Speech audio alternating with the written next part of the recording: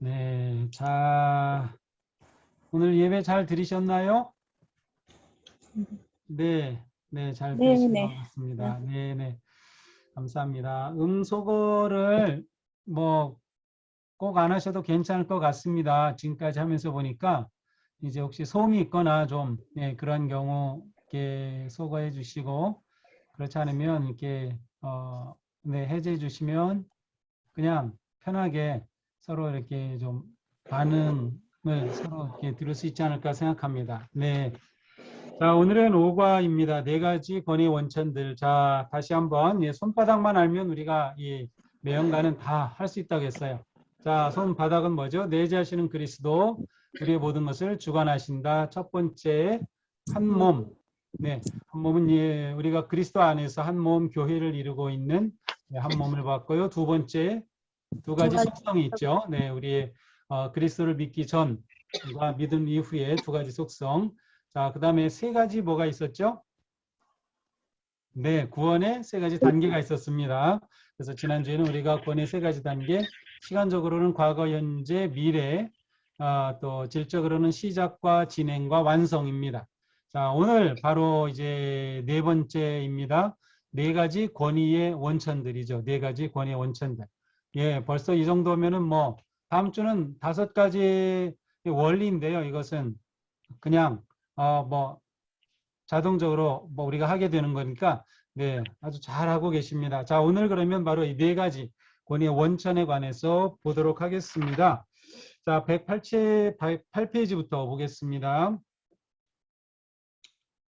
자, 우리가 살아갈 때에 우리가 최종적으로 결정하는 근거, 아니면 우리가 어떠한 일을 할 때 바로 이게 가장 바르다라고 우리에게 지침을 제시해 주는 그 무엇, 아니면 우리로 하여금 선택과 결정을 내리거나 아니면 따라서 살아갈 수 있도록 제시해 주는 그러한 기본적인 어떤 규칙이나 어떤 원리나 어떠한 그 권위들이 있습니다.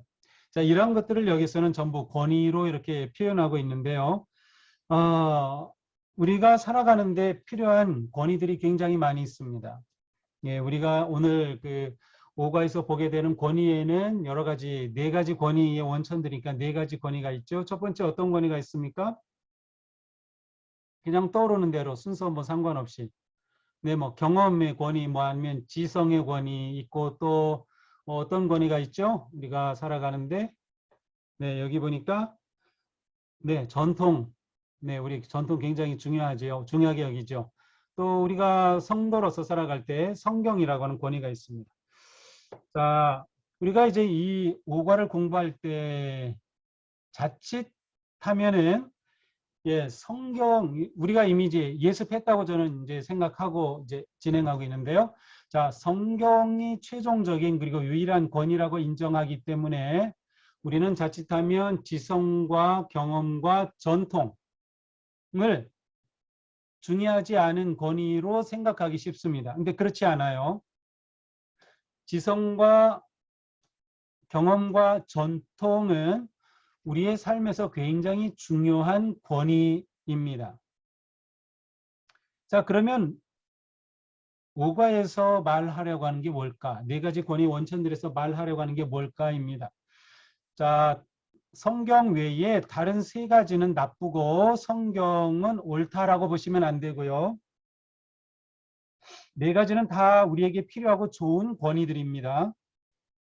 왜냐하면 지성, 하나님께서 우리에게 주신 겁니다. 경험, 하나님께서 우리에게 주신 거고요. 역사를 통하여서 세워진 전통, 하나님께서 우리에게 주신 좋은 권위입니다. 이 세 가지 모두. 물론 성경도 당연하죠. 자, 그러면 여기서 말하려고 하는 게 뭘까입니다. 자, 우리가 살아가려고 할 때 선택하고 결정해야 될 근거가 있습니다. 옳은 것과 그른 것 사이에서, 좋은 것과 나쁜 것 사이에서, 선한 것과 악한 것 사이에서, 유익한 것과 해로운 것 사이에서 우리는 선택하고 결정하게 됩니다. 자, 그런데 어떤 문제가 생기냐? 경험, 이성, 전통 아니면 경험, 지성, 전통, 성경이 똑같이 다 옳다고 인정하는 것일 경우 그것은 어떠한 권위에 근거를 해도 괜찮습니다. 그러니까 지성으로 아니면 우리 이성으로 판단하는 게 무조건 다 나쁜 게 아니에요. 우리가 지적으로 잘 판단해서 옳고 그른 거를 분별할 수가 있습니다. 또 우리가 경험상으로 볼 때 분별할 수가 있습니다. 전통으로 분별할 수도 있어요. 그런데 그것이 갈등을 일으킬 때입니다. 무엇과 특별히 성경의 가르침과 갈등을 일으킬 때입니다. 이때 우리가 결정해야 되는 것이 그러면 성경과 지성, 성경과 전통, 성경과 경험 이 둘이 갈등할 때 무엇에 우리의 권위를 두어야 하느냐가 바로 오과가 말하려는 것이에요. 지금 우리가 성경을 공부하는 거 다 우리 지성으로 하는 겁니다. 그리고 이 경험 이렇게 공부하면서 우리는 경험을 가지고 있는 거고요. 또 우리가 이렇게 계속 공부하는 것은 기독교 전통 속에서 우리가 형성한 중요한 영적인 원리들을 공부하고 있는 것입니다. 따라서 이 오가를 볼 때 이 점에 우리가 유의해야 합니다. 이것을 놓치면 우리가 지성적이고 경험을 하는 것과 또 우리의 역사 전통에 대해서 그냥 나쁜 것으로 무가치한 것으로만 여길 수가 있는 거죠. 그렇지 않다는 것을 일단 생각하면서 보셔야 합니다. 자, 108페이지는 이 네 가지에 관해서 다 나와 있죠. 네 가지의 권위의 원천들입니다. 우리가 선택하고 결정할 때에 권위를 최종적으로 두는 것들이죠. 자, 이미 이런 것들은 이제 다 보셨죠. 경험, 지성, 성경, 전통 이 네 가지의 권위들은 어디에서 오는가, 무엇을 결정하는가라는 것을 이제 다 보셨습니다. 109페이지로 넘어갑니다. 자, 중간에 보겠어요. 골로새서 2장 1절에서 4절을 읽어보십시오. 2절에서 바울은 골로새 그리스도인들이 부요에 이르기를 바란다고 했습니다. 어떤 종류의 부요함에 대하고 말하고 있습니까? 어떤 종류의 부요함? 예, 이해 혹은 깨달음, 뭐 확신 다 맞는 답입니다. 확실한 이해, 뭐 깨달음, 충만한 확신, 뭐 이런 것 전부 포함이 돼 무엇인가 완전히 이해하는 것을 바라고 있다고 표현하고 있어요. 자, 그렇다면 3절에서 바울은 그리스도 안에 두 가지 부하가 감춰 있다. 그 부하들은 무엇이죠? 네, 뭐라고 했습니까? 그렇습니다. 지혜와 지식입니다. 지혜와 지식. 자, 왜 바울은 같은 믿음의 형제자매들이 그리스도 안에 감춰진 모든 지혜와 지식의 부하를 갖기 원했을까요? 우리 모두가 지혜와 지식의 부하를 갖기 원한다. 왜 그랬을까요? 4절에서 답을 찾아보라. 4절에 뭐라고 되어 있습니까? 내가 이 말하는 것은 아무도 교묘한 말로 여러분을 속이지 못하게 하기 위함입니다. 그렇습니다. 아무도 교묘한 말로 속이지 못하도록. 다시 말하면 우리가 신앙생활을 하고 또 살아가면서 그릇된 가치와 교훈과 잘못된 신앙에 유혹을 받거나 그 미혹에 넘어갈 우려가 있기 때문에 그것으로부터 우리가 보호를 받기 위해서는 분명하고 완전한 지혜, 지식, 이해가 필요하다고 보았습니다. 우리는 이 세상의 것보다 우리는 이것을 다른 차원의 아니면 영적인 것에 진리를 추구한다라고 말할 수 있는데요. 바로 이러한 우리가 이 세상의 미혹에 빠지지 않기 위해서는 분명하고 확실한 그런 지혜와 지식을 가져야 한다는 것을 바울은 알았어요. 자, 참고로 바울은 그 당시에 최고의 지성입니다. 요즘으로 치면 하버드에서 PhD를 한 사람이 바로 바울이었어요. 바울은 굉장히 지성적인 사람입니다. 바울의 그 지성에서부터 이 바울의 서신들이 나왔기 때문에 바울의 서신들은 굉장히 논리적입니다. 우리가 이해하기 좋게 글을 썼어요. 그럼 바울은 이미 지성과 이성을 잘 이용하고 있어요. 그럼에도 불구하고 최종적인 권위를 그는 지성과 이성에 두지 않았음을 우리는 보게 되죠. 자, 110페이지입니다. 자, 부당한 원천에 대해서 말하고 있는데, 이제 앞에서 우리가 골로새서 2장에 나오는 이 말씀을 보면서 부당한 원천으로 바울이 지적하는 것들을 볼 수 있습니다. 첫 번째 전통입니다. 두 번째 지성이죠. 이 세상이 유치한 초등학문이라고 바울은 표현하고 있습니다. 자, 이 세상의 인간의 이성 중심의 철학과 지성에만 호소하고 의지하는 것은 바른 권위를 갖지 못한 것입니다. 자, 그래서 바울이 이러한 부적당한 권위의 원천들로 노략한다는 표현을 사용하고 있어요. 4절에. 그죠? 근데 여기서 표준 세번역에서는 노략이라는 단어를 쓰지 않고 속인다라는 표현을 쓰고 있어요. 아무도 교묘한 말로 여러분을 노략하지 못하게, 속이지 못하게 하라. 자, 바울이 지금 이러한 것을 말씀하는 이유가 있습니다. 그것은 우리의 신앙의 사람, 그리스도인 성도들의 삶의 가치와 기준은 세상이 두고 있는 가치와 기준과 다른 차원에 있는 가치와 기준이기 때문에 이 세상의 기준만 가지고는 우리의 영적 기준을 이해하고 파악할 수가 없어요. 다시 말하면 세상이 권위의 기초를 두고 있는 지성과 경험과 전통으로서는 이해할 수 없는 영역이 바로 영적인 영역입니다. 자, 우리가 이것을 이해하게 되면 여러 가지로 궁금하던 것들이 풀리게 됩니다. 자, 110페이지 맨 밑에 보겠습니다. 고린도전서 2장 14절이죠. 자, 오늘 요절 말씀, 외울 말씀인데요. 첫 번째 외울 말씀이죠.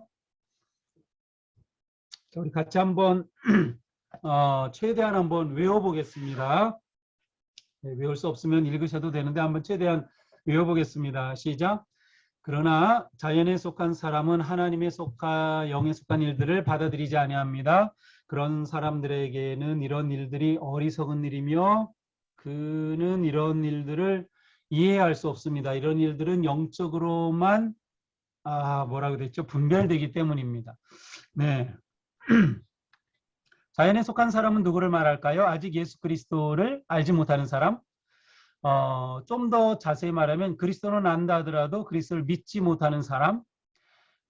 지난주 우리가 배운 거로 친다면 하나님의 영이 거하지 않는 사람, 성령님이 함께하지 않은 사람, 또 다른 말로 표현하면 그 전과로 표현한다면 아직 세상 욕망에 사로잡혀 사는 사람, 이렇게 말할 수 있어요. 바로 그들이 자연에 속한 사람이죠. 우리는 원래 자연에 속한 사람이었습니다. 예수님을 믿고 영접하기 전에 우리는 자연에 속한 사람이었어요. 자, 그러나 자연에 속한 사람은 하나님의 영에 속한 일들, 우리가 예수 그리스도를 믿고 하나님의 자녀가 되어서 살아가는 이러한 신앙의 영역에 대해서는 받아들이지를 못해요. 왜? 그들은 지성의 권위를 두고 있고 전통과 경험의 권위를 두고 있는데 그들의 지성과 전통과 경험으로서는 우리가 말하는 이것을 이해할 수 없는 거죠. 받아들일 수 없는 겁니다. 그들이 가지고 있는 권위에 한계가 있다는 것을 보여주고 있습니다. 그러니까 우리가 예수님을 믿고 예배하고 하는 이런 모든 것들을 보면 어리석게만 보입니다.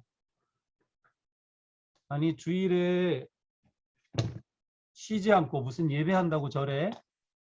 새벽마다 뭐 예배한다고 저래? 아니, 저 사람은 정신 나갔지. 우리가 지금 얼마나 힘든데 무슨 뭐 헌금이야? 막 그러면서 우리의 신앙생활에 어느 것도 이들은 이해를 할 수 없어요. 왜 그렇습니까? 이들은 여전히 아직 자연에 속한 사람이기 때문입니다. 영에 속한 사람이 아니기 때문이죠. 자, 그러니까 세상이 우리를 이상하게 보거나 우리를 무시하거나 우리를 마치 저급한 것처럼 취급한다. 이상한 게 아니고 당연한 겁니다. 우리는 그것을 알기 때문에 세상이 우리를 어리석다고 생각해도 우리는 그것 때문에 우리의 믿음이 흔들리지 않습니다. 우리의 가치는 더 완벽하고 더 높은, 다시 말하면 우리가 두는 권위는 영적인 것이기 때문에 그렇죠. 자, 그러면 111페이지로 넘어갑니다. 골로새서 2장 20절에서 23절을 읽으십시오. 사람의 명과 가르침을 따르는 삶에 대해서 바울은 단호하게 거부하고 있죠. 아니, 그리스도와 함께 죽어서 그리스도와 함께 내재하시는 그리스도와 함께 사는데 어떻게 이 세상의 유치한 원리, 초등학문, 이 세상적 권위에 내 삶에 무게중심을 두고 살아가겠느냐. 그것으로부터 떠난 것이 그리스도인이다라고 당연하게 선포하고 있습니다. 자, 그 밑에 나오는 내용은 제가 이미 설명한 것들입니다. 하나님께 우리는 경험도 지성도 전통도 다 주셨다. 그렇지만 그 중간에 그 표식 표현이 나오는 거 보십니까? 그러나 지성이나 경험이나 전통 그 어느 것도 당신의 믿음의 궁극적인 권위가 되어서는 안 됩니다. 네, 이 부분입니다. 궁극적 권위는 말씀에 있다라는 거죠. 궁극적 권위입니다. 세상 사람들은 궁극적 권위를 말씀에 두지 않기 때문에 일부분에서는 우리와 통하지만 어느 지점에서는 우리와 통하지 않습니다. 우리를 받아들이지도 않고 이해할 수 없는 게 당연한 것이죠. 지성이나 다른 것들이 온전한 권위가 될 수 없는 것은 제가 지난주에 질문한 것하고 똑같은 질문이에요. 왜 지성이 완전한 권위가 될 수 없을까? 왜 경험이, 왜 전통이 완전한 권위가 될 수 없을까? 물론 그것이 하나님이 주신 것이고 좋은 것이긴 하지만 그러나 말씀보다 하위에 있다. 서로 갈등할 때는 말씀이 유일한 권위의 원천이다. 왜 그럴까? 왜 그럴까요? 당연합니다. 그것은 인간의 지성과 경험과 전통은 죄로 타락한 인간에게서 나온 것이기 때문이에요. 사람은 누구나 다 타락했습니다. 따라서 타락한 인간에게서 나오는 지성도 타락한 것입니다. 타락한 인간에게서 나오는 경험도 타락한 것입니다. 따라서 이러한 것들이 완전한 권위의 원천이 될 수 없다는 것이죠.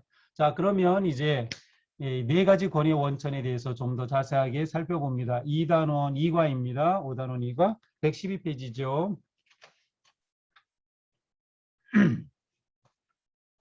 자, 지성과 이성 논리를 최종적인 권위로 사용하는 사람은 여기서 뭐라고 표현합니까? 자신을 하나님으로 삼고 있는 것이다. 다른 말로 표현하면 교만의 가장 대표적인 모습입니다. 그러니까 교만하다는 것은 자신이 권위의 원천이 되겠다는 뜻이에요. 무엇이에요? 내가 이해해야만 믿겠다. 그것은 자기가 하나님의 자리에 있는 것과 마찬가지예요. 자기의 지성을 권위의 최고 자리에 둔 것이에요. 신앙은 내가 이해할 수 있기 때문에 받아들이는 것은 아닙니다. 사실은 거꾸로이죠. 믿을 때 이해가 뒤따라오는 거예요. 이게 신앙의 삶의 놀라운 신비인데 아직 이러한 세계를 모르는 자연인 사람들에게는 이러한 것이 이상하고 어리석게 보일 뿐이죠. 자, 그 중간에 보니까 사람들은 우리의 지성만으로 진리와 선악, 옳고 그른 것에 대한 최종 판단을 내릴 수 있다고 믿는 경향이 있습니다. 그럼에도 불구하고 우리는 계속적으로 그릇된 판단을 내렸으며 지성만으로는 그러한 결정을 내리기에 충분하지 않다는 사실을 인류의 모든 역사가 증명하고 있습니다. 그렇죠. 어떠한 인간의 지성의 판단도 완전하지 못했습니다. 그러나 사람들은 그들의 지성만으로 하나님을 이해할 수 없기 때문에 그리스도를 믿기를 거부하고 있다. 어떻게 하나님이 그럴 수가 있어? 어떻게 하나님이 이런 일을 허락하신다는 거야? 라고 말을 하죠. 그것은 비합리적이야? 옳은 게 아니야? 라고 스스로 판단합니다. 이것은 하나님을 알지 못하는 자연의 사람들은 그렇게 하죠. 특별히 지성이 아주 뛰어난 사람들도 마찬가지입니다. 예, 재미있는 거는 많이 배우면 배울수록 기독교의 복음을 받아들이기가 좀 어려워집니다. 그래서 학력 수준이 높을수록 예수님을 믿기가 쉽지 않은데요. 더 놀라운 것은 그 인간의 학문의 단계의 최고에 달하게 되면 하나님을 믿게 됩니다.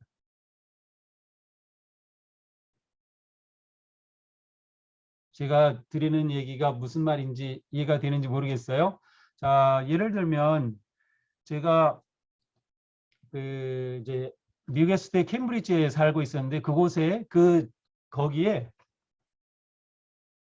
노벨상을 받은 사람이 제가 살 때 같이 그 지역에 15명에서 20명이 같이 살고 있는 지역이 캠브리지입니다.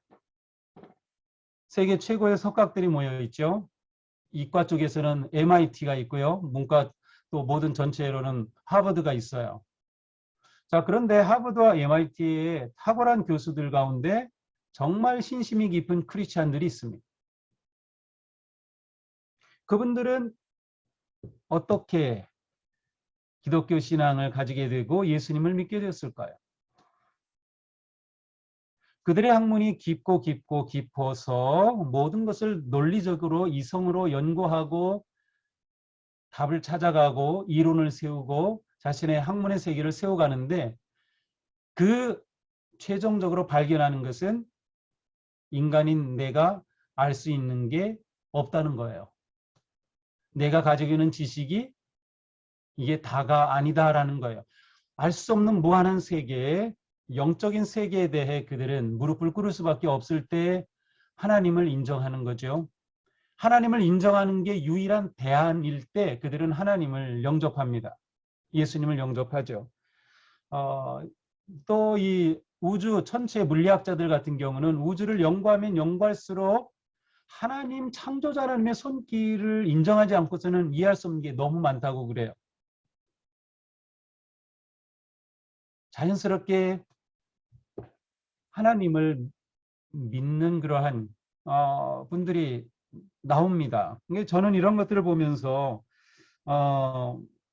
우리가 믿고 있는 이 신앙, 우리가 하나님을 믿기 위해서 뭐 그렇게까지 완벽하게 학문의 깊이에 도달할 필요는 없어. 우리는 이미 예수 그리스도를 믿고 있는 그러니까 놀라운 은혜를 입은 자들이기 때문에 하지만 인간의 이성을 소중하게 여기는 만큼 그 한계를 인정하는 것이 진정한 지성인의 모습이다라고 하는 것이 제가 발견한 제 개인적으로 스스로 발견한 그러한 모습이었습니다. 자, 그래서 세상에서 보통 기독교 신앙에 대해서 이해할 수 없다, 합리적이 아니다, 받아들일 수 없다라는 것에 대해서 우리가 가슴은 아프지만 그것 때문에 우리가 실망할 이유는 전혀 없다라는 것이죠. 우리는 이런 상황에서도 계속해서 우리가 궁극적으로 권위를 두어야 할 것이 무엇인가를 놓치면 안 되는 거죠. 자, 여기 이제 예수님과 사두개 사람들의 그 논쟁의 그 한 스토리가 나오고 있죠. 자, 사두개파 사람들은 사실은 그 사두개파 사람들은 종교 권력 집단이라고 보시면 됩니다. 바리새파 사람들은 순수한 신앙 집단이었어요. 이 바리새파 사람들은 순수하게 신앙 집단이었고 하나님의 말씀에 정말 순종하고 따르고자 하던 사람들이 바리새파 사람들이에요. 그래서 따지면 바리새파 사람들은 굉장히 훌륭하고 좋은 사람들이었습니다. 그런데 문제는 그들이 그러한 그들의 신앙을 자꾸 율법화하는 겁니다. 그리고 율법으로 가두고요. 율법으로 자꾸 판단하는 거예요. 그래서 예수님과 충돌할 수밖에 없죠. 예수님은 율법을 완성하러 오셨는데 그들은 예수님을 율법으로 올가매려고 하면서 안식일 법을 지키지 않는다. 다양한 것으로 예수님을 올가매죠. 그래서 예수님과 충돌을 자주 했기 때문에 우리 생각에 바리새파 사람들은 나쁜 사람으로 이렇게 각인되어 있지만 바리새파 사람들은 좋은 사람입니다. 근본적으로 좋은 사람들이에요. 신앙이 뛰어난 사람들이고요. 그러나 단지 그들의 신앙이 율법화되고 다른 사람을 정죄하는 대로 잘못 세워졌기 때문에 문제였죠. 그런데 사두개파 사람들은 원래가 좀 바리새인에게 비교한다면 별로 좋은 사람들이 아니에요. 왜냐하면 이 사람들은 종교 권력 집단입니다. 그래서 예를 들면 성전에서 나오는 모든 세금이나 모든 것들을 이 사람들이 다 가지고 놀았죠. 성전을 그들의 권력화했던 사람들이 사두개파 사람들이에요. 그래서 사두개파 사람들은 사실 근본적으로 좀 출발부터가 안 좋은 그러한 뿌리를 둔 사람들로 볼 수 있어요. 그러니까 당연히 사두개파 사람들도 예수님과 충돌을 하죠. 특별히 사두개파 사람들은 그렇게 현실 속에서 그들의 권력을 유지하고 어떤 재산을 축적하고 하는 것에 관심이 있었기 때문에 내세에는 전혀 관심이 없었어요. 부활에 대해서 당연히 관심이 없죠. 그들은 부활을 믿지 않았어요. 부활한다면 지금 자기들이 지금 너무나도 잘 살고 편히 살고 누리며 살고 있는데 부활한다? 그러면 부담이 되지. 이 사람들 생리 자체가 부활을 받아들일 수 없는 사람들이었죠. 그래서 예수님과의 관계에서 이 부활을 놓고 논쟁을 벌일 수밖에 없었습니다. 자, 바둑 이 사두개파 사람들이 근본적으로 가지고 있었던 것은 그들의 지성으로 생각할 때 부활은 불가능한 겁니다. 율법으로 생각할 때도 이게 불가능해 보였어요. 왜냐하면 부활이 정말 있다고 치자. 그렇다면 이스라엘 사람들에게는 그 어떤 그 제도가 있냐면 그들에게는 그 유업이 굉장히 중요합니다. 그래서 형제들이 있을 때 이제 그 유업이 큰아들을 타고 내려가는데 아니면 아들을 타고 내려가는데 아들이 여럿인데 큰아들이 결혼했지만 아이 없이 죽었어요.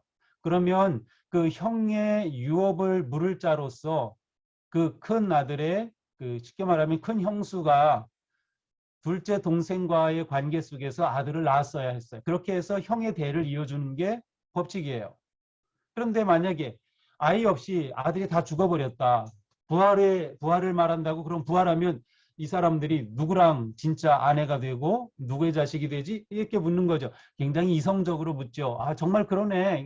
그럼 부활은 말이 안 되는 거네. 부활을 있다고 하면 이 세상이 완전히 뒤죽박죽 되겠네. 예, 논리적으로 생각하면 그렇게 생각이 되는 거예요. 근데 예수님은 이 사람들이 부활에 대해서 오해하고 있다고 말씀하시죠. 그들의 지성 가지고는 영적인 부활을 이해할 수가 없었어요. 바로 예수님이 그것을 잘 드러내고 있습니다.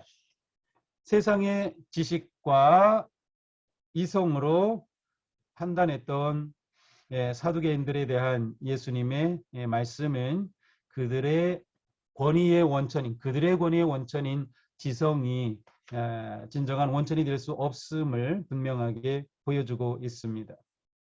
자, 고린도전서 1장에 나오는 단어들은 사두개파 사람들을 잘 보여줘요. 그들은 학자이고 변론가이고 지혜, 쉽게 말하면 아주 지성 중심의 사람들이었습니다. 그러나 구원에 이르는 지혜에 관한 한 이들은 미련했다. 구원에 관한 지혜에 대해서는 이들이 미련했다는 것이죠. 그래서 고린도전서 1장 22절 그 맨 113페이지 밑에 있는 말씀을 우리는 이해할 수 있어요. 유대인은 표적을 구하고 헬라인은 지혜를 찾으나 우리는 십자가에 못 박힌 그리스도를 전하니 유대인에게는 거리끼고 이방인에게는 미련하다. 그러나 우리에게는 하나님의 능력이고 하나님의 지혜다. 하나님의 미련한 것이 사람보다 지혜 있고 하나님의 약한 것이 사람보다 강하니라. 네. 영적인 것에 대해서는 영적으로 접근하지 않으면 미련한 것이고 이해할 수 없는 것이다. 자, 우리는 영적인 이 진리에 대해서 이미 알고 있고 믿고 있고 이 진리를 가지고 있는 성도들이죠. 자, 이런 상황 속에서 우리가 어떻게 계속해서 성경의 권위를 두고 살아가면서 이들에게 어떻게 복음을 전하지 하는 것이 이제 이 5단원에서 우리에게 잠시 던져주는 질문입니다. 그리고 이 질문은 6단원에서 다음 주에 보게 될 6단원에서 이 질문에 대한 답이 구체적으로 제시된다고 볼 수 있습니다. 자, 114페이지로 넘어갑니다. 자, 첫 번째 고린도전서 2장 7, 8절에서 어떤 종류의 지혜를 가르쳤는가를 보십시오. 바울이 가르쳤던 지혜는 하나님의 지혜죠. 하늘의 지혜입니다. 바울은 사람들이 지혜가 많다고 말한 것이 아니라 올바른 지혜가 적다. 네, 올바른 지혜가 적다. 이 세상에도 나름의 지혜는 있습니다. 지성에도 경험에도 전통에도 나름의 지혜는 있지만 그 지혜는 아주 약한 지혜입니다. 나름. 그러나 완벽하고 온전한 지혜는 바로 하나님의 말씀 안에만 있는 것이죠. 자, 그래서 고린도전서 2장 9절부터 11절을 보면서 하나님의 생각을 깨닫는 유일한 분은 누군가 하나님의 영이 있어야 우리가 하나님의 생각을 완전히 깨달을 수 있죠. 자, 다시 우리 처음으로 돌아갑니다. 내재하시는 그리스도, 내재하시는 그리스도는 우리 안에 계시는 분, 우리와 함께 하시는 분, 그분을 우리는 성령님이라고 부르죠. 자, 오늘 과에서 이분이 중요한 역할이 뭡니까? 우리 안에 내재하시는 그리스도가 계시기 때문에, 성령님이 계시기 때문에 우리는 영적 권위의 핵심인 말씀을 이해하고 받아들일 수 있다는 겁니다. 이게 중요해요. 우리가 내재하시는 그리스도로 인하여 하늘의 지혜를 얻게 된다는 것이에요. 그러니까 내재하시는 그리스도가 얼마나 중요한지 알 수 있겠죠. 만약 하나님의 영만이 하나님의 생각을 깨달을 수 있다면 다른 사람이 그것을 깨달을 수 있는 유일한 방법은 무엇일까요?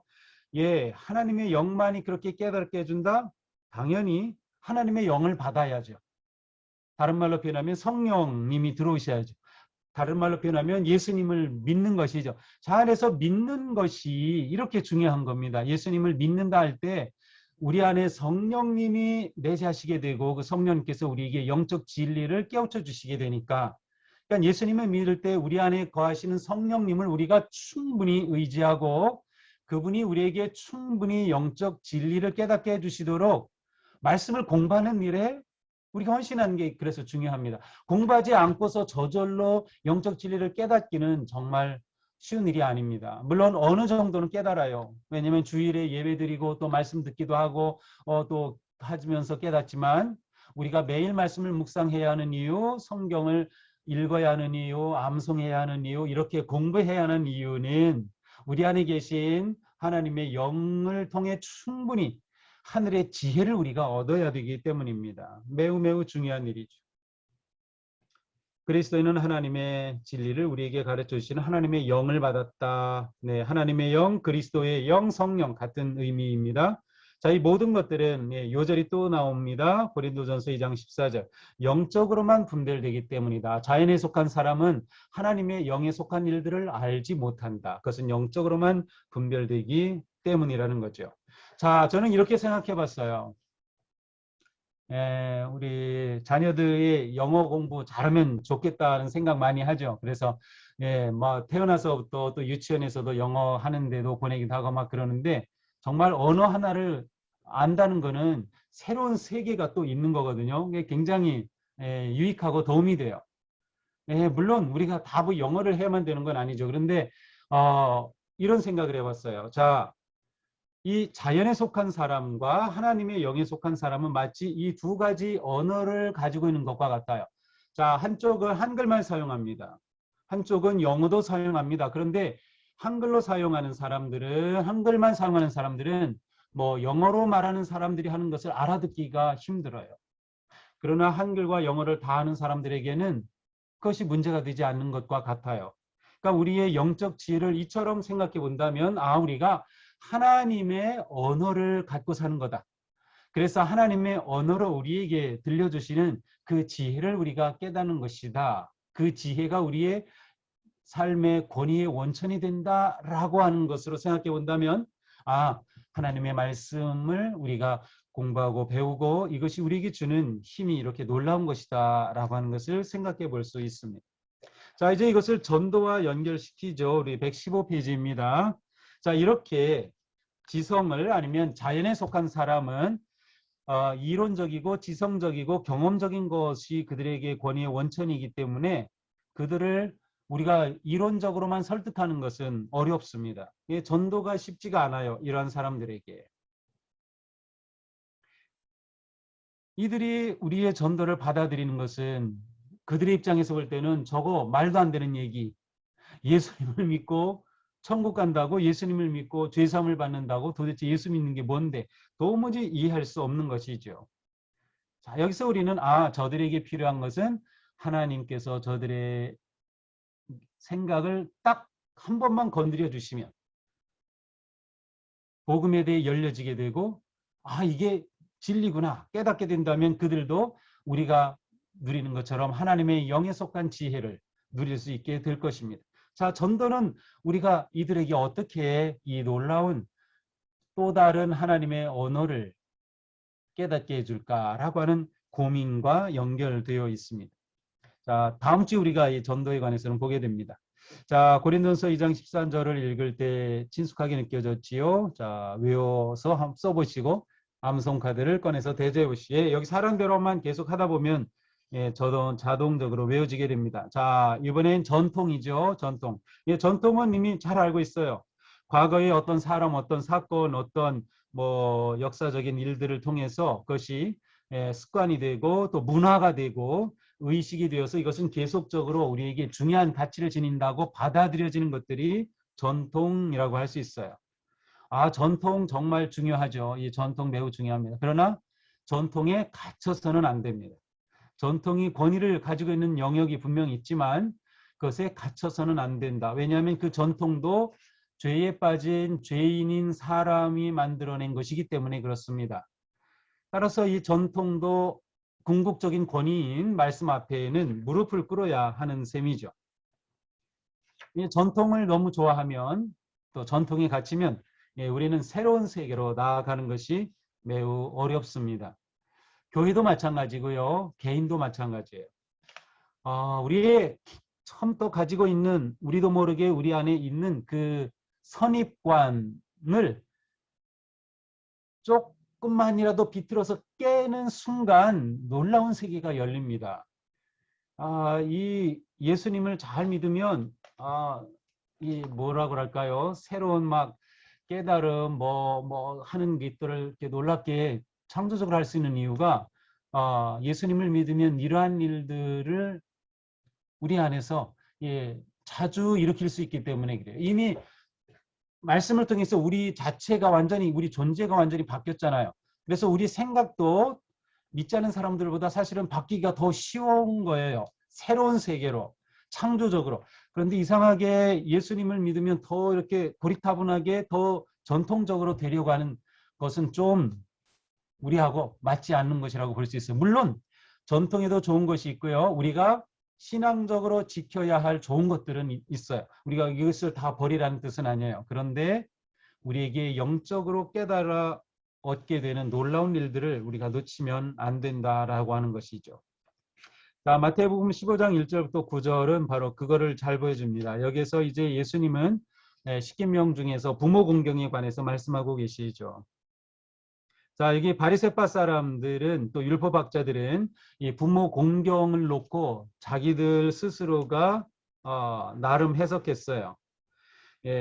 여기에는 그러한 단어가 나오지 않지만 고르반이라고 하는 단어가 이제 사용이 되는데요.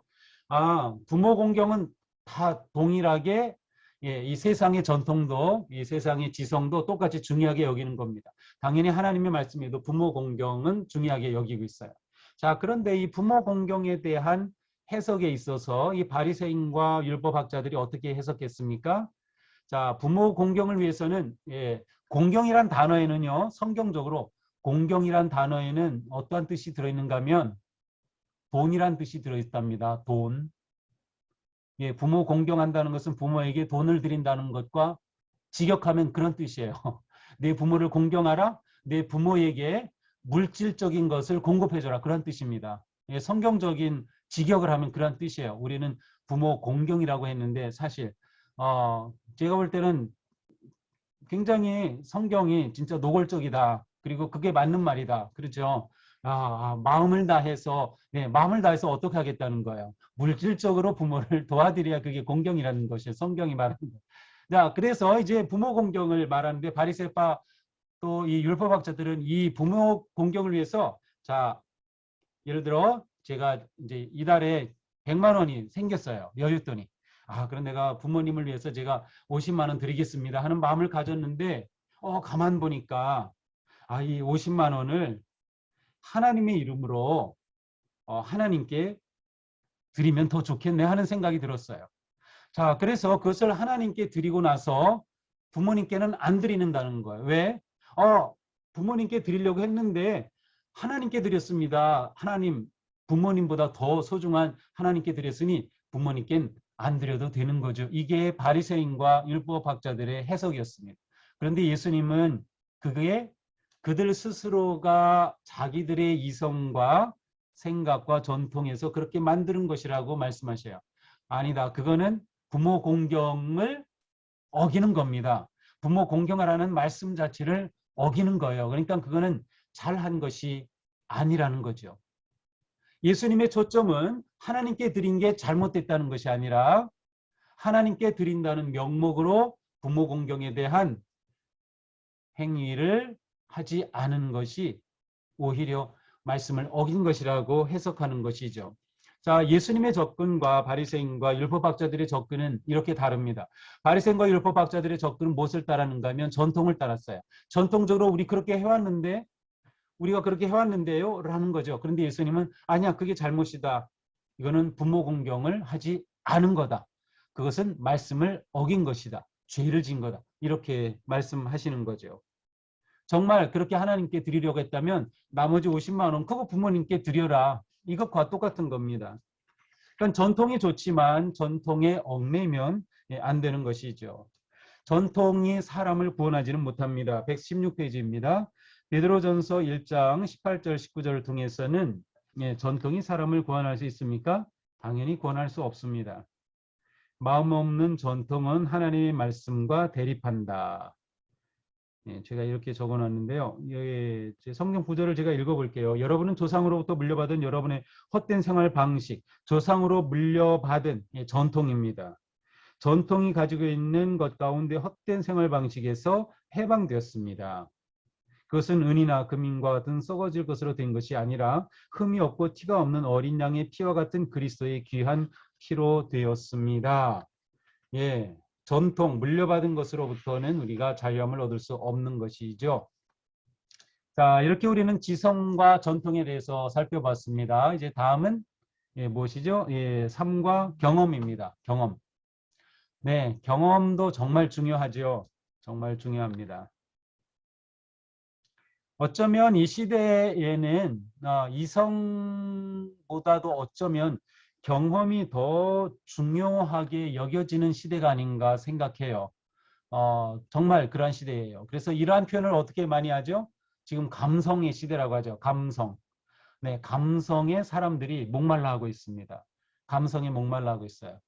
그리고 이것을 우리가 아주 좋게 사용할 수도 있습니다. 이게 나쁘다는 뜻이 아니에요. 감성이 우리에게 필요하고 감성이 우리에게 주는 좋은 것들도 굉장히 많이 있습니다. 경험 정말 중요하죠. 우리가 신앙생활하면서 경험이 없는 것과 있는 거는 정말 큰 차이입니다. 경험을 하게 되면 우리 신앙의 생명력이 돌고요. 우리 신앙에 기쁨이 솟고 정말 중요한 거죠. 자, 그런데 문제는 어떤 경우 경험과 말씀이 부딪히거나 아니면 경험을 율법화할 경우 나는 이런 경험했는데 너는 그런 거 없지. 그러니까 내가 더 뛰어난 거야. 이러한 반응, 이런 것들은 완전히 다 잘못된 것입니다. 경험 자체는 우리에게 하나님이 주신 은혜죠. 놀라운 은혜입니다. 그러나 경험에 갇히면 그것도 역시 우리에게 전혀 도움이 되지 않는 것입니다. 자, 100 몇 페이지입니까? 18페이지 아래쪽입니다. 경험을 믿음의 권위의 원천으로 삼는 것은 언제나 문제를 일으킵니다. 자, 이제 골로새서 2장 18, 19절에 보면 거기에 이제 천사 숭배에 관한 말씀이 나오고요. 환상에 도취되었다. 그런 표현이 나옵니다. 18절이죠. 겸손과 천사 숭배를 주장하며 여러분을 비방하지 못하게 하십시오. 그런 자는 자기가 본 환상에 도취되어 있고 육신의 생각으로 터무니없이 교만을 부립니다. 자, 경험에 도취하게 되는 사람의 특징은 거기에 빠져서 다른 사람을 무시합니다. 교만해지는 거죠. 내가 아주 엄청난 영적 경험을 할 수 있어요. 하나님이 주신 은혜입니다. 그런 것들은. 사도 바울도 다른 사람들은 가보지 못한 저 1층, 2층, 3층천까지 올라가 보고 엄청난 경험을 했지만 사도 바울이 내가 이렇게 경험했는데 니들은 뭐 했어? 라고 다른 사람들을 무시하지 않았어요. 그럼 그걸 뽐내지도 않았어요. 마지못해 푸득불 내가 말한다. 하도 다른 사람들이 잘난 체하니까 그렇게 한 적은 있지만 경험을 사도 바울은 권위의 원천으로 두지는 않았던 것을 우리가 볼 수 있습니다. 환상을 보았다. 특별한 체험이 있다. 어떤 놀라운 경험이 있다. 우리를 행복하게 또 힘이 있게 해주지만 거기에 빠지거나 그것에 갇히면 네, 그것은 우리에게 전혀 도움이 되지 않는다. 오히려 이렇게 되는 것은 119절에서 뭐라고 해요? 선사 숭배와 다른 그릇된 종교 행습에 나머지 모든 성도들도 참여할 것을 종용했다. 이것은 무슨 뜻이에요? 우리가 둘째 주에 본 한 몸으로부터 떨어져 나와라. 우리 천사 숭배하는데 너희 이렇게 해야 돼. 마치 이단과 똑같은 거죠. 이단 사이비들이 한 것과 똑같이 그러한 일들이 일어났던 거예요. 야, 여기로 오면 엄청난 체험이 있어. 엄청난 경험이 있어. 여기 와봐. 예, 그러한 유혹을 받기 쉬워요. 그런데 바로 사도 바울은 이러한 것들은 전혀 우리의 영적 성장에 도움이 되지 않는다. 19절에 의하면 그리스도의 몸이 성장하는 원천은 어디에 있는가? 머리이신 그리스도. 그리스도가 우리의 성장의 원천이십니다. 네, 여기서 원천으로 머리이신 그리스도를 얘기했지만 저는 추가적으로 말씀드리고 싶은 게 성장을 말하고 있으니까 생명의 떡이신 그리스도를 우리는 동시에 생각해 봐야 합니다. 생명의 떡이신 그리스도. 사실 성찬은 우리에게 너무도 중요한 예배의 요소입니다. 우리가 지금 온라인으로 하는 바람에 성찬은 완전히 지금 우리가 하지 못하고 있는데 이게 저에게는 가장 큰 고민입니다. 그러니까 성찬을 매주 하고 성찬을 받을 때마다 예수님이 내 생명의 원천이시고 내가 예수님을 먹음으로 영적인 성장을 하고 그리스도를 닮아간다고 하는 것을 매주 의도적으로 예배를 통해서 참여하는 사람이 전혀 그러지 못한 사람과 영적인 세계가 같을지 저는 모르겠어요. 그러니까 이게 굉장히 중요하다. 그러니까 그리스도는 우리의 머리이시며 동시에 생명의 떡이시다. 그래서 이걸 잘 먹어야 우리의 영이 성장하고 성숙해 갈 수 있는 것이죠. 자, 그 밑에 중간에 중요한 표현이 나옵니다. 하나님과 교제를 가는 것보다 거기 좀 굵게 된 거 있죠. 볼드체 굵은 채로 돼 있죠. 하나님과 교제를 가는 것보다 경험을 더 추구할 때 그들은 거짓된 권위 원천에 사로잡힐 염려가 있습니다. 자, 이것만 기억하면 됩니다. 내가 영적인 경험을 하고 체험을 할 때 그것이 하나님 경험과 계속 연결되면은 좋습니다. 그래서 내가 어떠한 영적 경험을 할 때 그래 내가 하나님과 경험하는 거 이것을 통해 내가 하나님과 더 가까워지고 하나님을 더 잘 알게 되는 것은 너무 더 좋은 것이 그런데 이것이 잘못돼 가지고 경험 자체에 매이게 되면 그때부터는 잘못이다. 이렇게 보셔야 돼요. 그래서 우리가 어떤 경험을 추구할 때 내가 경험 자체를 추구하나 아니면 경험을 통해 하나님과 교제하고 만나기를 추구하나 이것을 생각해 보시면 됩니다. 목사님 제가 자꾸 지금 하면서 이러한 영적 체험을 자꾸 저번에 했던 이 체험 또 자꾸 하고 싶어지는데요.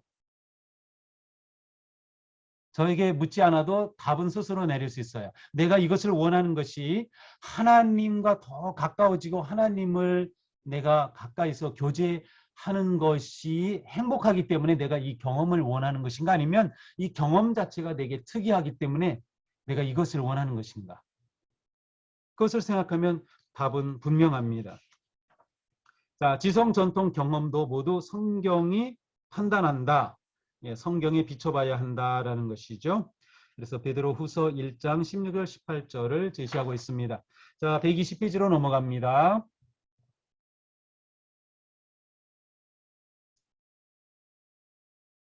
네, 여기서는 예수 그리스도의 변모하심, 변화산상에서 일어났던 마태복음 17장 1절부터 5절의 말씀을 기록하고 있습니다. 자, 베드로가 경험했어요. 베드로, 야고보, 요한이 이 놀라운 체험을 한 사람들이죠. 자, 베드로는 이 체험을 베드로 후서 1장 19절부터 21절에서 이것을 언급하고 있습니다. 그러니까 실제로 이 언급하는 내용은 마태복음 17장에 있는 말씀이에요.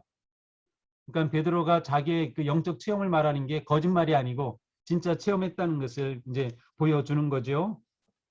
그런데 베드로가 말합니다. 우리에게 더 확실한 예언이 있다. 자기는 엄청난 체험, 이런 체험 기독교 역사 중에 누가 또 했을까요? 모세가 나타나고 엘리야가 나타나고 예수님이 서로 대화를 하고 야, 이 엄청난 일. 그게 얼마나 놀라웠던지 여기에 우리 초막 여기 짓고 여기서 그냥 평생 살고 싶을 정도로 엄청난 체험을 했어요. 그런 베드로가 하는 말입니다. 우리에게 더 확실한 예언이 있다. 그가 이 엄청난 체험을 했는데도 그것보다 더 확실한 예언이 있다고 말합니다. 바로 하나님의 말씀이죠. 하나님의 말씀입니다. 따라서 어떠한 경험도 말씀보다 능가할 수 없는 것이다. 베드로가 스스로 그렇게 보여주고 있습니다. 자, 고린도전서 2장 14절 말씀 요절이죠. 다시 한번 외워보겠습니다. 그러나 자연에 속한 사람은 하나님의 영에 속한 일들을 받아들이지 아니합니다. 그런 사람에게는 이런 일들이 어리석은 일이며 그는 이런 일들을 이해할 수 없습니다. 이런 일들은 영적으로만 분별되기 때문입니다. 고린도전서 2장 14절 말씀. 네. 이제 당신은 유일하고 참되며 궁극적인 권위 원천에 대해서 배우게 될 것입니다. 자, 디모데전서 후서 3장 16절. 이거의 두 번째 요절이죠. 디모데후서 3장 16절. 모든 성경을 우리 같이 한번 외워보겠습니다. 모든 성경은 하나님의 영감으로 된 것으로 교훈과 책망과 바르게 함과 의로 교육하기에 유익합니다. 디모데후서 3장 16절 말씀. 자, 이 말씀만 외웠어도 이미 정답을 다 알고 있죠. 지금까지 우리가 보았던 지성, 전통, 경험 이것도 굉장히 도움이 되고 유익하고 좋은 것이지만 이것이 권위의 원천은 아니다. 권위의 원천은 아니다. 자, 121페이지로 가서 모든 종교가 같은 하나님께 인도한다라는 말이 있지만 결코 그렇지 않다. 제가 대학교 들어갔을 때 이런 말 많이 들었어요. 자, 궁극은 똑같다. 단지 불교는 이쪽으로 올라가고 기독교는 여기에서 올라가고 또 다른 종교는 이렇게 올라가지만 궁극적으로는 똑같다. 진리를 추구하는 것이다. 그런데 맞는 말 같지만 틀린 말입니다. 기독교의 진리는 오직 예수 그리스도이십니다. 불교가 말하는 진리는 그게 아니죠. 무슬림들이 말하는 진리는 그게 아니죠. 공자가 말하는 진리는 그게 아니죠. 진리라는 단어는 같을지 모르지만 진리라는 단어가 같다고 똑같은 곳으로 가는 것은 아닙니다. 모두 하나님께로 인도하는 것은 아니다. 따라서 이렇게 세상에는 다양한 종교가 있고 다양한 신념이 있고 다양한 지성들이 있기 때문에 그들이 우리의 기독교 신앙에 대해서 이해하는 것은 결코 쉬운 일은 아닙니다. 대체로 세상의 것들은 지성에 기초하고 경험에 기초하고 전통에 기초하고 있다. 그러나 우리의 믿음의 기초는 말씀 위에서입니다.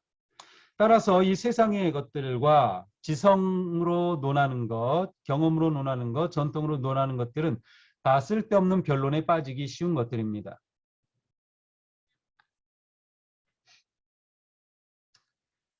자, 쓸데없는 변론은 121페이지 밑에입니다. 그리스도인으로서 당신의 믿음을 굳건히 하는데 아무런 도움이 되지 않습니다. 네, 변론을 위한 변론들이 있어요. 그것은 전혀 도움이 되지 않습니다. 그런 변론은 우리가 할 필요 없는 것이죠. 반면에 하나님께로 인도하시는 참된 교훈은 어디로 인도합니까? 깨끗한 마음과 선한 양심과 거짓 없는 믿음에서 우러나오는 사랑을 불러일으킨다. 네, 그 121페이지 맨 밑에 빈칸에 뭐라고 쓰셨어요? 깨끗한 마음, 선한 양심, 거짓 없는 믿음에서 우러나오는 사랑을 불러일으킨다. 참된 교훈이 바로 그것입니다. 자, 따라서 우리의 지성으로 말하는 것들 가운데도 이런 것들이 있을 수 있어요. 그렇다면 그것은 좋은 지성입니다. 좋은 권위가 될 수 있어요. 경험이 이런 것을 말해줘도 마찬가지예요. 성경과 같은 내용을 말하는 그러한 경우 있어요. 그런 것들은 우리가 다 충분히 받아들일 수 있는 것이죠. 자, 그 다음 122페이지로 넘어갑니다. 디모데후서 2장 18절에서 바울은 거짓된 가르침이 어떤 이들의 믿음을 파괴했는지에 대해서 말했습니다. 자, 19절에 의하면 무엇이 디모데가 든든한 믿음의 기초에 설 수 있다고 말했습니까? 무엇이죠? 네, 말씀입니다. 말씀, 그렇죠? 자, 하나님의 말씀으로부터 오는 단단한 믿음의 기초는 영원히 변치 않고 계속됩니다. 자, 베드로후서 1장 16절에서 21절을 한번 묵상해 보셨죠? 네, 맨 마지막 21절에 말합니다. 예언은 언제든지 사람의 뜻에서 나온 것이 아니라 사람들이 성령에 이끌려 하나님께로부터는 말씀을 받아서 한 것입니다. 예, 말씀은 사람들이 만들어낸 것이 아니라 하나님이 주신 것을 받아서 선포한 것이다 라고 예, 언급하고 있습니다. 자, 124페이지입니다. 좀 지루한가요? 네, 이제 1시간 공부했는데요. 쉴 시간인데 네, 사과오가 제가 좀 오늘은 늦는 편인 것 같은데 저 계속 나가겠습니다. 네, 너무 피곤하시면 이렇게 화면 꺼놓으시고 좀 이렇게 엎드려 주무세요. 괜찮습니다. 네, 다시 들어와서 들으시면 되니까요. 자, 사과입니다. 이제 유일한 원천, 권위의 원천인 성경을 이제 보게 됩니다. 성경이 중요하니까 네, 사과에서 계속 오과로 이어지죠. 네, 중요한 것은 이렇게 두 과에 걸쳐서 다루고 있습니다. 사실 이미 우리가 다 알고 있는 것들입니다. 그래서 뭐 새로 배우는 것들은 아니죠. 자, 일단 성경이 얼마나 놀라운 책인가를 설명하고 있어요. 자, 성경이 기록된 기간은 대략 한 3,000년 정도. 물론 처음 기록된 것은 그렇게 할 수 없지만 성경이 말하는 그 역사를 쭉 보면 그렇게 긴 시간 동안 성경을 기록한 사람들은 약 40여 명 되는 사람들이 등장하고요. 성경을 기록한 사람이 그런데 이 성경의 역사가 굉장히 길죠. 창조로부터 아브라함부터 해서 아브라함은 연대적으로 따르면 예수님 오시기 전 한 2100년 정도로 이렇게 올라갈 수 있어요. 이렇게 거꾸로 따져 올라가 보면. 자, 그때부터 이 아브라함 이야기도 쭉 나와서 이제 이사야서 또 지금 우리가 이사야서를 보고 있는데요. 네, 뭐 모든 성경에 이러한 말씀들이 쭉 나오고 있어요. 자, 그런데 성경을 우리는 구약과 신약으로 이렇게 표현하고요. 구약은 그냥 직역하면 이전에 주신 약속들이에요. 신약은 새로운 약속이라고 할 수 있어요. 자, 그러면 약속이라면 그 약속이 이루어져야 그 약속은 진짜 의미가 있고 가치가 있죠. 따라서 여기서는 구약에 주어진 약속들을 보고 있습니다. 특별히 한 장면 아니면 한 사건을 여기서 짚고 있는데 바로 예수님의 탄생에 관해서이죠. 미가서 5장 2절 또 마태복음 2장 1절에서 6절 여기에 보면 놀랍게 구체적으로 베들레헴이 언급되고 있어요. 자, 미가하고 마태복음을 기록한 마태가 서로 짜고칠 수가 없는 상황입니다. 마태가 태어나기 적어도 500, 600년 전에 있었기 때문에 미가가 이 도무지 이것은 불가능한 일이에요. 또 설령 마태가 이 미가서의 말씀을 알고서 일부러 베들레헴이라고 기록했다 한다면 만약 이 성경이 이렇게 기록되어 알려졌을 때 아니다. 왜냐면 이 처음 성경이 기록된 것은 대략 한 60년경부터 기록이 되고 더 빨리는 이제 바울서신은 50년경까지도 보는데요. 그렇다면 그때는 이미 예수님의 역사적인 그런 모든 사건과 장소와 모든 것들을 다 기억할 수 있을 때입니다.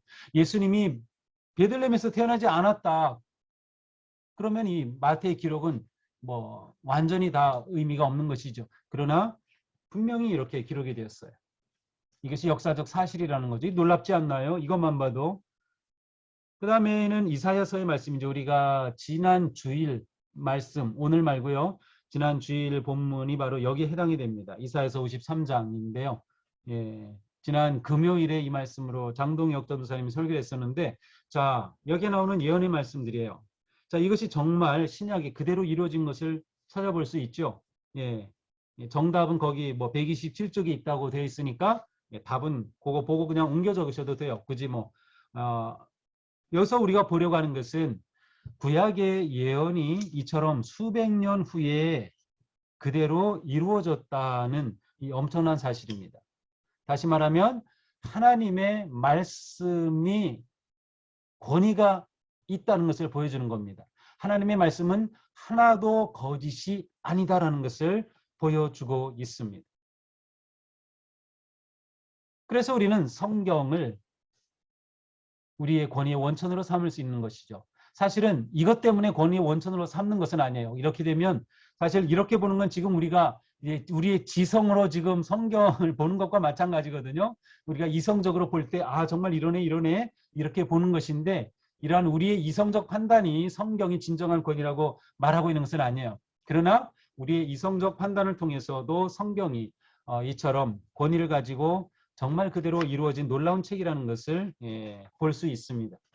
성경이 권위가 되는 궁극적인 것은 바로 하나님께서 이 말씀을 주셨다는 것과 하나님의 이 모든 말씀은 1.1획도 사라지지 않고 그대로 이루어지는 말씀이기 때문에 이 성경이 우리에게 있어서 완전한 권위의 원천이 될 수 있습니다. 자, 125페이지에서는 이제 예수님께서 친히 주셨던 그 말씀에 관해서 예수님께서 내가 거처를 예배하러 간다 천국에 관해서 다시 와서 너희가 나 있는 곳에 있게 하겠다라고 하신 이러한 말씀들을 우리는 지금도 여전히 믿을 수 있다. 왜? 앞에서 모든 말씀이 성취된 것을 우리가 확인할 수 있기 때문이죠. 자, 126페이지입니다. 여기서는 이제 사도 바울이 디모데후서 3장의 말씀을 통해서 그가 얼마나 성경을 가까이 하고 성경에 대한 풍부한 지식을 갖추게 되는가를 보고 있습니다. 그는 어려서부터 말씀을 공부했죠. 그리고 그것을 통해 그는 구원에 이르는 지혜를 발견했습니다. 자, 구원에 이르는 지혜를 그가 발견한 것은 이성적 노력으로 발견한 것이 아니었고요. 어떻게 발견한 거죠? 예, 다메섹 도상으로 가던 그를 부활하신 주님이 만나셨고요. 부활하신 주님을 만났을 때 바울의 모든 세계관은 순간 다 바뀌었습니다. 그리스도가 정말이라고 하는 구약의 예언이 정말 성취되었다고 하는 그 역사적 부활의 주님을 만나는 그 순간 바울은 모든 것이 완전히 뒤바뀌었죠. 그리고 구원에 이르는 지혜를 얻게 되었던 것이죠. 디모데후서 3장 14절을 주의 깊게 읽어보십시오. 126페이지 중간입니다. 바울은 젊은 디모데에게 무엇을 권면했습니까? 네, 그렇죠. 배워서 굳게 믿는 진리 안에 머무르라. 배우고 확신한 가운데 거하라. 자, 진리를 공부하는 것과 진리 안에 머무는 것의 차이가 있을까요? 예, 진리를 공부하는 것과 진리 안에 머무는 것의 차이. 뭐 여러 가지로 설명 가능할 것 같아요. 여러분이 뭐라고 썼든 네, 그것은 정답입니다. 예, 진리를 공부하는 건 지식이라면 진리 안에 머무는 것은 지혜라 할 수 있고요. 공부하는 것을 정보라 한다면 진리 안에 머무는 것은 삶이라고 할 수 있고요. 공부하는 것을 축적하는 것이라 쌓는 것이라고 할 수 있다면 그래서 쌓으면 쌓을수록 내가 주인이 되기 쉽죠. 교만해지기 쉽죠. 그러나 진리 안에 머문다는 것은 그리스도의 내재하심과 관계가 되죠. 진리를 공부하는 것은 분석하는 것이라고 하면 진리 안에 머무는 것은 받아들이는 것이라고 할 수 있습니다. 뭐 어떻게 설명하든 여기서 말하려고 하는 것은 단순한 공부가 아니라 진리 안에 머무는 것, 다시 말하면 진리를 살아 내 삶의 양식으로 만들어가는 것이 중요하다는 것을 보이려고 하는 것이죠. 그래서 디모데후서 3장 16절의 말씀을 다시 불러내고 있습니다. 예, 오늘 요절이죠. 다시 한번 외워보겠습니다. 모든 성경은 하나님의 영감으로 된 것으로 교훈과 책망과 바르게 함과 의로 교육하기에 유익합니다. 아멘. 그렇습니다. 네 가지 무엇이죠? 교훈, 책망, 바르게 함, 의로 교육함에 유익하다. 자, 영감으로 기록된 것이다. 모든 성경은 하나님의 영감으로 기록되어 있다. 그 무슨 뜻이라고 해석합니까? 숨을 불어넣는다, 생명을 불어넣는다는 거죠. 진리의 생명이 성경에는 들어가 있다라는 것입니다. 따라서 이 말씀을 통해 우리는 교훈을 받고 책망을 받고 우리의 인생이 바르게 또 의로운 삶으로 세워질 수 있게 되는 것이죠. 자, 17절도 굉장히 중요한데요. 여기 요절에 포함은 안 돼 있어요. 이는 하나님의 사람으로 어떻게 한다? 유능하게 한다. 그리고 선한 일을 할 능력을 갖추게 한다. 아니면 선한 일을 할 수 있게 한다. 내가 정말 신앙생활 능력의 삶을 살고 싶어. 유능한 권사가 되고 싶어. 내가 유능한 이 사역자가 되고 싶어. 라고 한다면 말씀을 먹어야 합니다. 말씀이 우리를 유능하게 만듭니다. 말씀이. 너무도 중요한 겁니다. 그러니까 16절, 17절을 함께 연결해서 보셔야 됩니다. 이렇게 유익하기 때문에 하나님의 사람을 유능하게 만드는 것이 말씀이다. 선한 일을 할 능력을 주신다. 네, 그래서 우리 여기 매형과 3기에 참여하시는 우리 모두는 이렇게 잘 말씀을 공부하고 있으니까 이제 끝나면서 지금보다 훨씬 더 유능한 사역자가 될 것 같습니다. 또 선한 일을 아주 더 능력 있게 이루어갈 거라고 기대를 해도 좋을 것 같습니다. 당신은 모든 선한 일을 행하기에 온전한 준비를 갖추고 싶습니까? 그렇다면 무엇을 해야 하는지 아십니다. 그렇죠? 말씀을 가까이 해야죠. 읽고 묵상하고 연구하고 암송하고 살아가는 것이죠. 자, 지금까지의 요절의 말씀 한번 다 보셨나요? 시편 119편 11절. 한번 네, 시간이 그냥 넘어갈게요. 네, 외우셨죠? 네, 그렇게 믿고 넘어가겠습니다. 자, 마지막 오가입니다. 오가입니다. 자, 이제 졸던 분들도 이제는 눈 뜨시고 마지막 잘 마치십시다. 우리. 네, 아이고, 너무 감사합니다. 네, 이렇게 이 힘든 나른한 오후 시간인데, 네, 이렇게 해야죠. 제가 그냥 마음 같아서는 시원한 냉수 한 그릇씩 다 보내고 싶은데, 네, 방법이 없네요. 네, 하지만 원하시는 분은 저한테 카톡 보내주시면 제가 시원한 냉커피, 아메리카노 얼음 담긴 아메리카노 쿠폰 하나씩 보내드립니다. 정말입니다. 문자나 밴드나 카톡으로 목사님 저 목말라요 하고 한 문장만 보내주세요. 제가 정말 다 쏘겠습니다. 그래봤자 오늘 한 70명 되나요? 네, 70명 해서 해봤자 10,000원이면 70만 원인데 네, 제가 쏘고 남죠. 충분하죠. 네. 자, 마지막 오가입니다. 정말요, 제가 우스갯소리가 아니고 정말 여러분 너무 열심히 참여해서 제가 너무 행복해서 그렇습니다. 자, 오가입니다. 128페이지. 성경 유일하고 참된 원천 계속되고 있죠. 자, 성경은 스스로를 가리켜 지혜와 의의 원천이라고 말합니다. 네, 성경을 부르는 여러 가지 단어들이 있어요. 율법, 교훈, 증거, 규례, 계명, 심판 여러 가지 이러한 말씀에 대한 단어들이 나옵니다. 자, 이렇게 다양한 말씀으로 나온다고 하는 것은 그만큼 이 말씀, 성경을 굉장히 중요하게 여긴다는 겁니다. 그래서 독자들로 하여금 하나님의 자녀, 우리들로 하여금 이 성경에 대해 매력을 느끼고 이 성경으로 멋지게 세워지기를 바라기 때문에 이렇게 다양한 표현을 사용한다라고 저는 생각해 봤습니다. 자, 그 다음에 시편의 9절과 이사야서의 말씀을 읽어보면서 영원, 지혜, 의라고 하는 이 단어들이 나오는 곳이 어딘가를 좀 살펴보라고 했는데 네, 일일이 다 살펴보셨다면 정말 수고하셨습니다. 정말 박수 보내드리고 싶고요. 네, 이렇게 하신 분 있으면 꼭 저한테 문자 보내세요. 제가 냉커피 쏘겠습니다. 네, 그렇게 영원 같은 경우 시편 37편 29, 19편 89, 이사야서 40장 8, 그 외에도 더 있을 수 있어요. 제가 그냥 개인적으로 살펴본 것에 따르면 지혜 같은 경우 시편 19편 7, 37편 30, 119, 98, 의에 관해서는 시편 30편 30, 이사야 등 쭉 나오고 있습니다.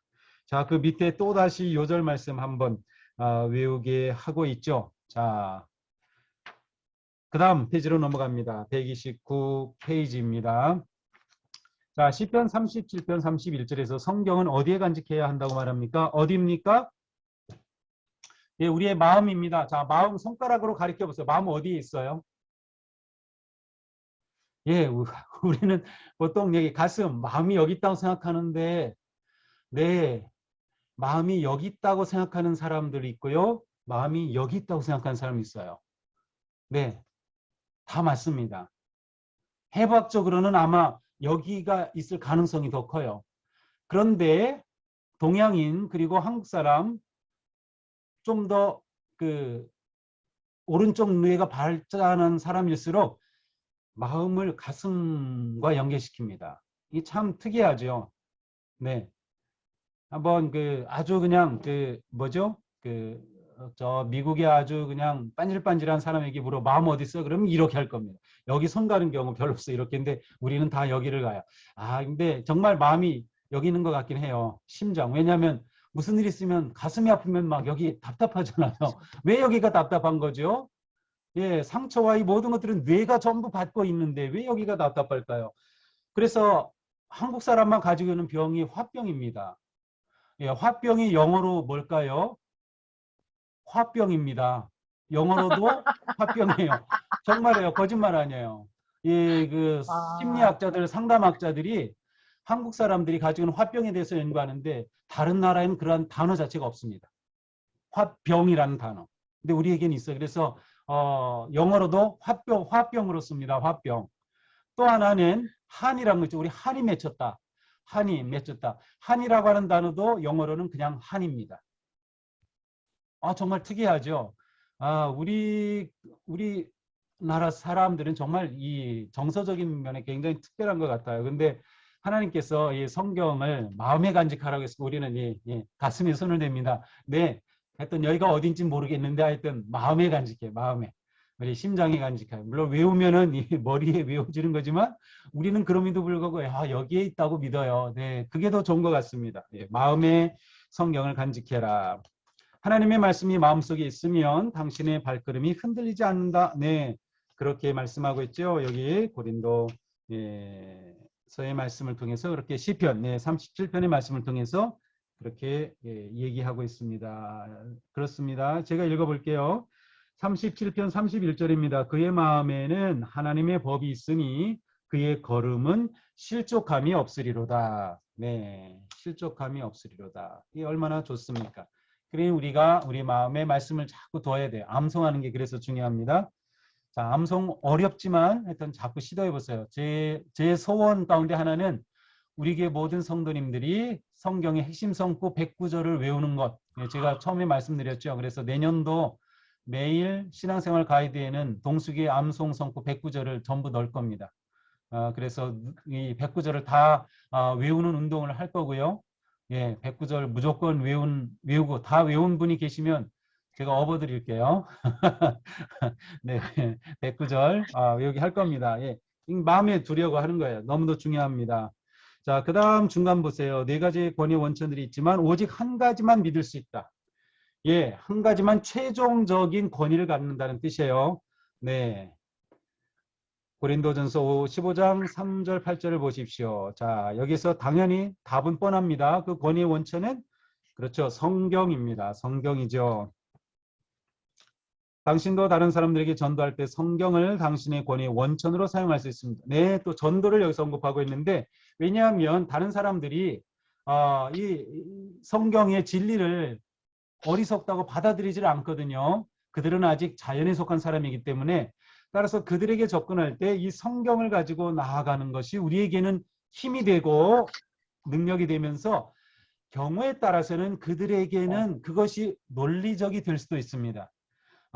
그 이스라엘에서 유대인들에게 복음을 전하는 게 정말 어려운데요. 그들은 구약 성경을 믿고 유대인 하나님이 우리를 택하셨다고 믿고 있는 백성들 아니에요. 그런데 그들에게 아니다, 예수님이 진짜 메시아다라고 복음을 전해야 되니 말이죠. 그런데 이 말씀을 우리가 아까 보고서 구약이 신약이 그대로 이루어진 것을 본 것처럼 그렇게 성경을 딱 이렇게 보고 나면 정말 그러네. 왜냐하면 구약을 믿고 있기 때문에. 그래서 예수님을 믿는 사람들이 생겨나고 있어요. 그러니까 성경이 전도하는 데로 굉장히 능력을 발휘하고 있다는 것을 생각해 볼 수 있어요. 자, 거기 아볼로라는 사람이 나오죠. 사도행전 18장 24절에서 80절입니다. 24절과 80절이 아니고요. 24절에서 28절에 나오는 아볼로라는 그리스도인에 관한 이야기를 보십시오. 읽어보십시오. 자, 아볼로는 어떻게 말을 잘하고 성경에 능통하고 있습니까? 네, 성경에 나오는 인물 중에 나도 이 사람처럼 되고 싶어 하는 사람 중에 한 사람이 또 아볼로예요. 이 사람 얼마나 말을 능통하게 했는지. 저는 오늘 3부 예배 설교하다가 말이 잘 안 나와가지고 웅덩이를 잡고 궁둥이라고 해가지고 2번씩이나 실수했어요. 근데 말을 잘하면 참 좋을 것 같아요. 그리고 성경에 능통했다는 거죠. 자, 그런데 이 사람이 모르는 것은 있었어요. 요한의 세례만 알고 있었고 예수 그리스도의 구원의 세례관에서는 몰랐다는 거죠. 그런데 여기서 어쨌든 이 사람처럼 이렇게 말에 능통하고 성경을 잘할 수 있다. 이것은 정말 중요한 것입니다. 그러니까 아볼로가 이렇게 세례만 알았지만 사도 바울이 가서 전해주었을 때 그는 금방 진리를 받아들이거든요. 그러니까 우리가 이렇게 말씀을 잘한다는 것이 정말 중요합니다. 자, 맨 아래입니다. 평생 공부를 평생 습관으로 만들기 위해 성경 공부를 평생 습관으로 만들기 위해 당신은 삶의 어느 부분을 재조정해야 합니까? 야, 여기서 좀 도전이 되시죠? 야, 평생 성경 공부하라고? 나 이거 지금 공부하는 것도 너무나도 힘든데 내 평생 지금 처음 이거 하고 있는데 무슨 소리야? 앞으로 계속하라고 막 그럴지도 모르겠는데 아니에요. 성경 공부하는 거 너무 어렵게 생각하지 마시고요. 시간 정하시고 하루에 내가 15분 하겠다. 하루 15분 놀랍습니다. 하루 15분 놀라워요. 영어 잘하는 사람들이요. 하루 15분 투자하는 사람들입니다. 하루 15분 투자해서 단어만 외워요. 하루에 5개 단어 외우면 1년에 1,500개입니다. 영어로 생활하는데 700단어면 영어로 모든 의사소통 다 끝내고도 남습니다. 근데 우리가 하루 15분 투자를 안 해서 하지 못하는 게 너무 많거든요. 성경도 마찬가지. 연구한다 하면 공부한다면 짐이 되는데 그렇게 하지 마시고 성경을 읽는다 생각하시면 좋겠고요. 어려우신 분들은 제가 매일 올리는 말씀 묵상 들으셔도 돼요. 왜냐하면 제가 성경을 공부하고 묵상해서 올리는 거기 때문에 여러분들은 간접적으로 성경을 공부하는 셈이 됩니다. 그래서 직접 혼자 하기 어려우신 분들은 그렇게 하면 좋아요. 하지만 본인이 직접 하루 10분이라도 직접 하면은 저는 그것을 권해드리고 싶어요. 더 좋습니다. 어쨌든 정말 성경 내 평생 공부하자. 그런 마음을 좀 가져봤으면 좋겠습니다. 자, 진심으로 당신이 기꺼이 시간을 재조정할 준비가 되어 있습니까? 130페이지. 네, 거기다가 예로 하셨죠? 당신도 사람들 앞에서 그리스도를 증거할 수 있기를 원합니까?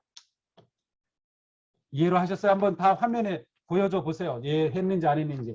네, 제가 확인을 좀 해야 되겠습니다. 네. 네네네네. 좋습니다. 예, 좋습니다. 다 이해하셨네요. 기대가 됩니다. 정말 좋습니다. 네, 감사합니다. 감사합니다.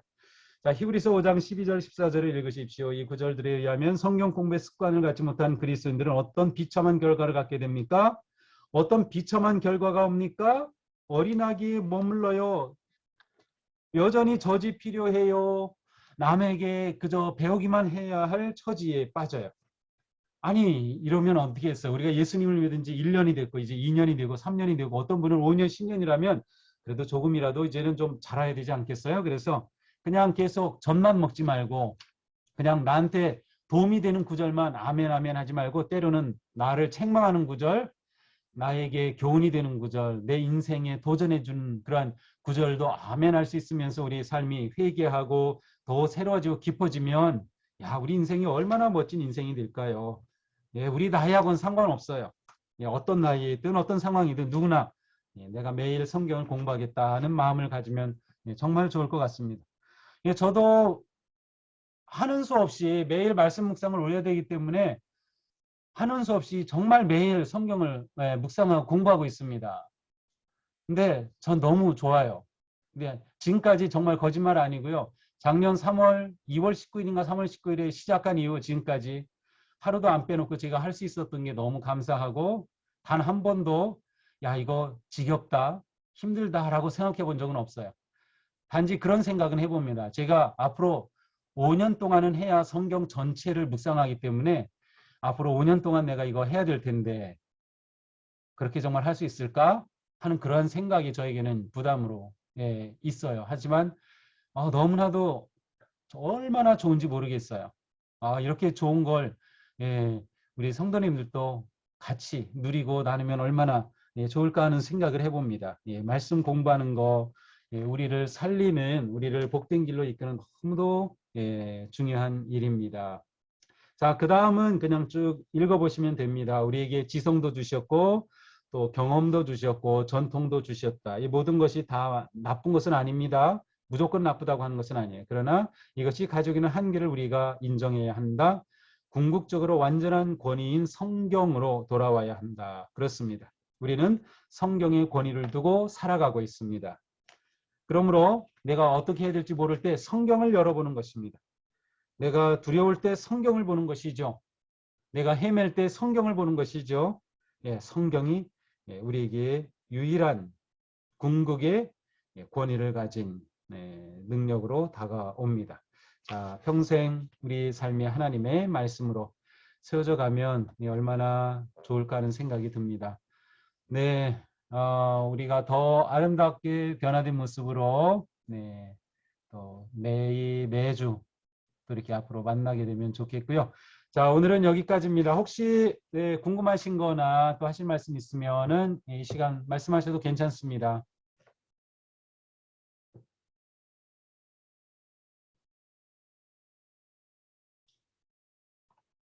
네, 없으신 거예요? 아이고, 빨리빨리 끝내주기를 바라고 계시죠? 예, 빨리 끝내주기를 바라고 계시다. 제가 잘 파악하고 있습니다. 네, 자, 제가 보기에 오늘은 화면으로 나오시는 맨 마지막 분이 누굴까? 궁금합니다. 네, 어떻게, 네, 김길려 권사님이 뜨네요. 네, 당첨입니다, 권사님. 아, 또 장로님이 옆에 앉아 계시네요. 자, 음소거해 주시고 우리 권사님 기도하심으로 오늘 마치도록 하겠습니다. 우리 김길리 권사님 기도 부탁합니다. 하나님 감사합니다. 매연가를 통하여서 우리의 영적이 더욱 성장할 수 있도록 하여 주시고 모든 매연가를 하는 모든 성도님들 위해 은혜를 더하여 주시옵소서. 예수님의 이름으로 기도하였습니다. 아멘. 네, 감사합니다. 이번 주